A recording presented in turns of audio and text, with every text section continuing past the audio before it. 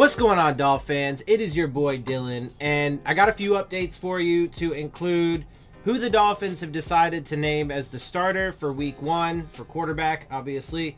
I'm going to go through the full list of practice squad players, all the players that they signed, and also there is some more information, details on why the Raiders decided to trade their third-round pick from this season.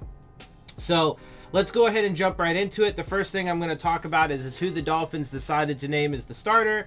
And obviously there was a lot of, talk and discussion. It was up in the air, but they have made their decision. So Ryan Fitzpatrick named Dolphins week 1 starting quarterback, Tua Tagovailoa as number 2. So before we get into details, obviously you guys know that I think that is the right move.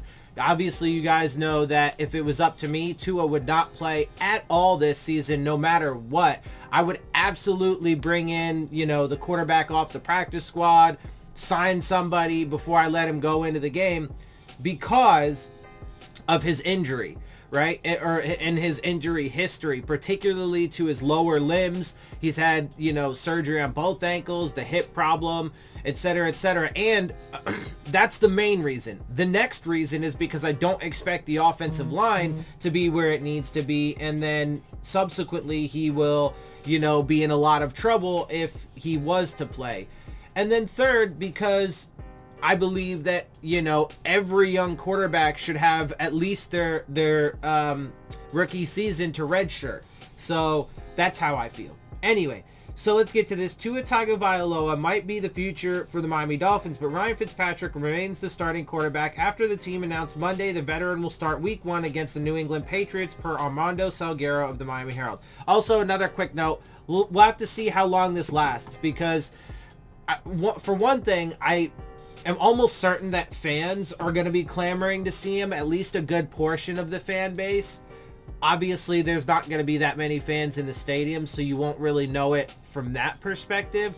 You're less likely to hear, chants for him to go in the game than you would if, the stadiums were full.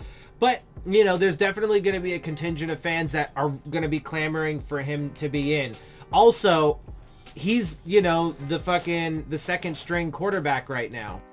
And so, if something happens to Fitzpatrick, if he gets hurt at all or has to come out, then Tua is the next guy in. Especially because, as it stands, they'll likely be the only 2 quarterbacks dressed on game day. All right, head coach Brian Flores noted the shortened offseason played a role in this decision. Per Cameron Wolfe of ESPN, Tagovailoa will be the number 2 quarterback on the depth chart. While there are still high expectations for the number 5th overall pick of the 2020 NFL draft, he has room to grow after an inconsistent camp.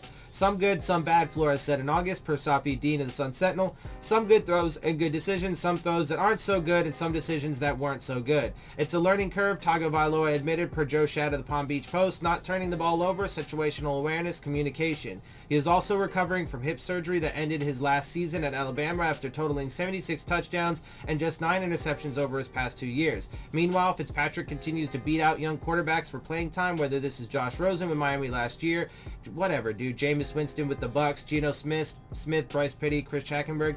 Yeah, look, I mean, at the end of the day, he is a dinosaur in the league at this point, but he is, a veteran player. He is a good leader, absolutely, unquestionably. He's a great bridge quarterback, and it's really his attitude that does it. Because when it comes to his play and his skill set, he's average, certainly, and he's definitely, up and down. It's a roller coaster with this motherfucker. But it's that infectious attitude that he has and the way he gets his guys to, buy in. Across 8 different organizations, the 37-year-old keeps finding ways to get onto the field. Fitzpatrick was impressive when he got a chance last year.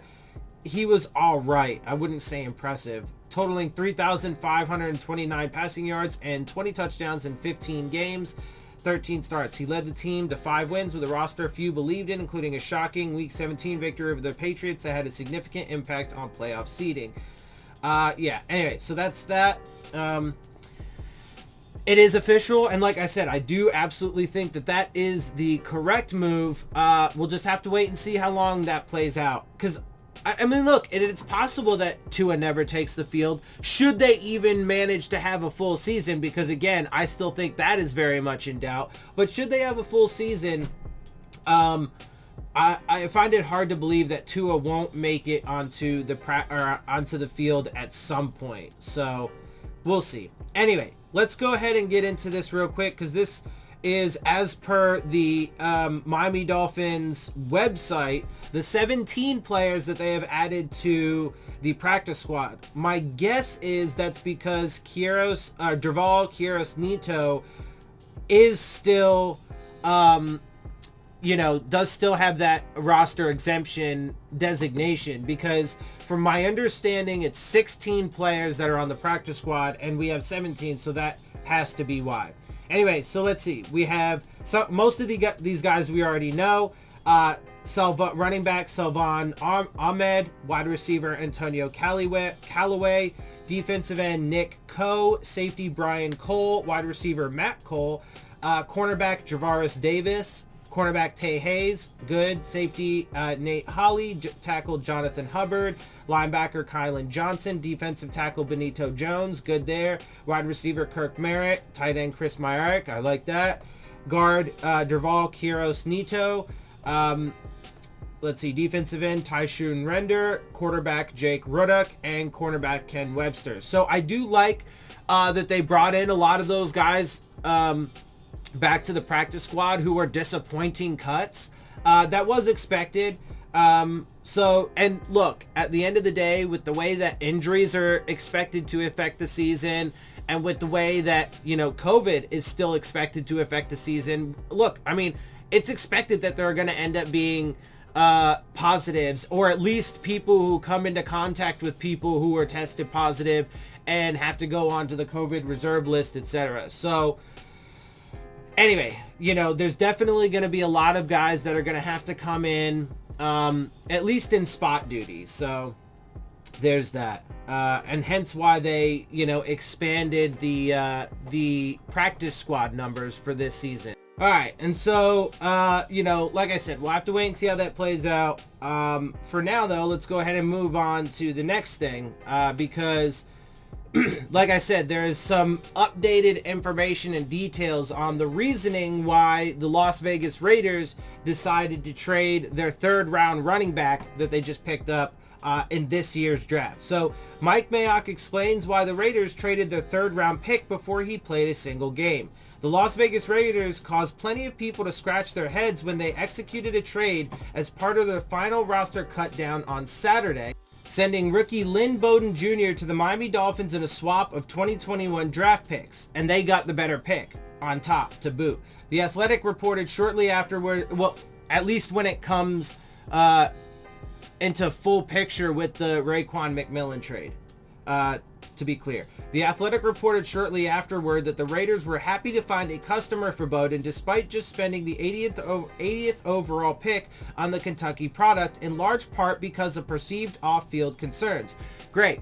So that's fucking lovely. Because remember, we brought in, oh man, god damn it, now I can't even think of his name. That running back that we got from the Bengals. Fuck. I can't think of his name. Anyway, the one that beat up his girlfriend. That's another thing. This organization takes way too many fucking chances. Way too many chances with way too many risky players, whether it be injuries or whether it be because, they're perennial backups or fucking practice squad guys that don't pan out. Whatever. They just take or guys that have bad, or off the field issues. Anyway, so, let's see. Number one, it was a football decision only, Mayock said Sunday per the Athletics to Sean Reed. Character off the field, the kid did absolutely nothing wrong. We did all our homework on the kid off the field. He worked his tail off. He came to work every day. So this was completely a football decision. It had nothing to do with anything else. So that's good. And look, just because, I get upset about the decision making doesn't mean this kid's going to fuck up or anything, obviously. Every person is different, so hopefully he does keep the off-the-field issues off the field or non-existent, right? Apparently he's had some things in the past, but, as long as he keeps it together there, then, whatever. But here we go. Quite frankly, I think the position change is a difficult one in any year, but it's exaggerated in a COVID-19 year with no offseason. Mayock continued, alluding to Bowden's unofficial move from wide receiver to running back. You're taking a kid that was a slot receiver in 18, a quarterback in 19, and asking him to play running back in 20. Really, the only other thing I'm going to say about it is that it was my call. He was not able to play today at the level expected. Because of that, we felt like we had to make a move. Again, it's 100% on me.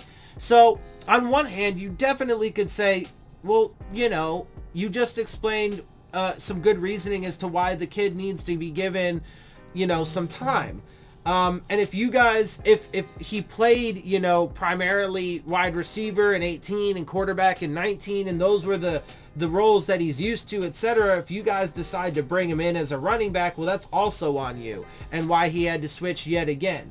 So, there's definitely, you know, plenty of that side of the argument. However, those concerns will, you know, be part of the evaluation and the process here for the Dolphins. And that's part of what I talked about before, is that, one, I mean, when you have a player, look, versatility is great in football. Absolutely. But versatility is one of those things that every player, or almost every player, should be able to gain over the course of their career and the more years that they play. Just naturally, right? It just because they know more, right? Just because they have more experience and all of that stuff. And it's good, obviously, for players, young players, to be able to have that. However, I mean, because it's super rare to find a player that's like really good at everything that they do, right? All the different things that they do and can play them at a super high level. Like, even take Minkah Fitzpatrick, for example. He was like one of, you know, the highest praised defenders coming out of that Alabama program from Saban that you've ever heard about, right? And he's excelled at multiple different things. The problem is when the Dolphins decided to use him out of his range, right? And give him like 7 different positions to fucking play, right? Strong safety, free safety, slot corner, boundary corner, and then all the linebacker positions. There's 3 of them.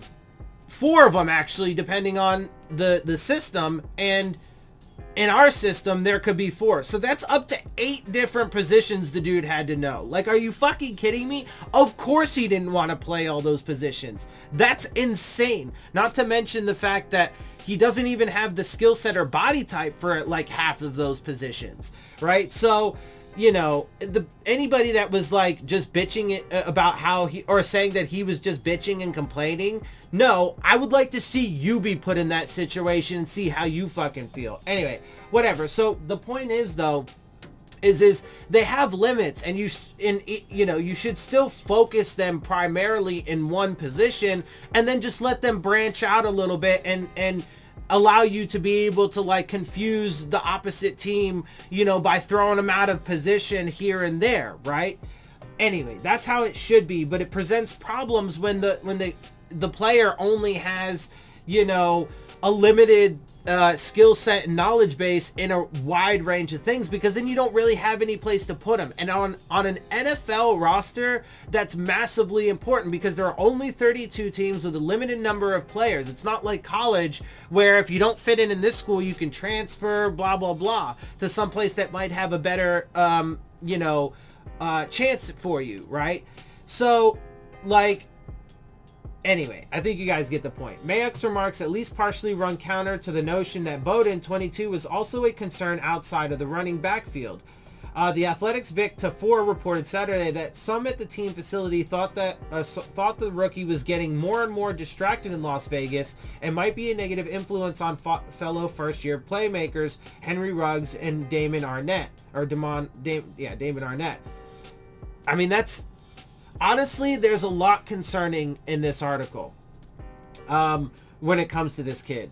But we'll have to wait and see how it plays out. I mean, look, being in Miami is not going to be much better in that regard either. Especially because there's no fucking... there's no income tax, you know, et cetera, et cetera. So, like... And Miami is a party town, bro. So if he's having those, if he was, I don't know, right? This is obviously just speculation, and this is coming from them. This is not coming from me. But if that's the case, Miami is not a good place to go in that regard either. So there's definitely some concerns here. Either way, it's a true indictment on the Raiders, as Mayock noted. There's a reason teams almost never give up on a day 2 draft pick within a year or two, let alone before said draft pick has taken a single snap with the team. And that's why I said, like, it's pretty rare that that happens. So the simple fact that the Raiders were willing to get rid of this guy who they just picked up in the 3rd round this year, and on top of that, trade away a 6th round draft pick, so that way they could get the 4th round pick. Boy, oh boy, oh boy.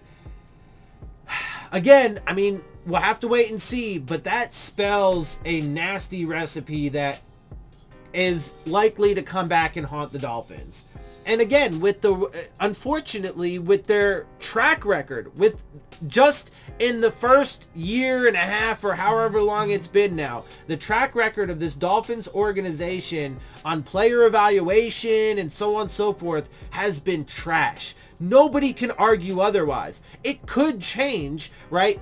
Now, to be clear, if their, first year draft class drastically improves over the course of their, rookie contracts, and, if this draft class, their second draft class looks, proves to be better than what I expect them to be, etc., then they can absolutely turn it around, right? If they start making it to the playoffs, etc., etc., if they prove me wrong in my assertions that they're going to suck and that none of this is going to work and that this whole tanking plan was complete shit and that Brian Flores and Chris Greer are going to get fired in another 2-ish years, and because they're going to get scapegoated by Stephen Ross after he gets impatient with this fucking current thing that's going on, right? Like, all of that has yet to be proven, and I hope that they do prove me wrong. But unfortunately, the overwhelming amount of data and information points in that direction.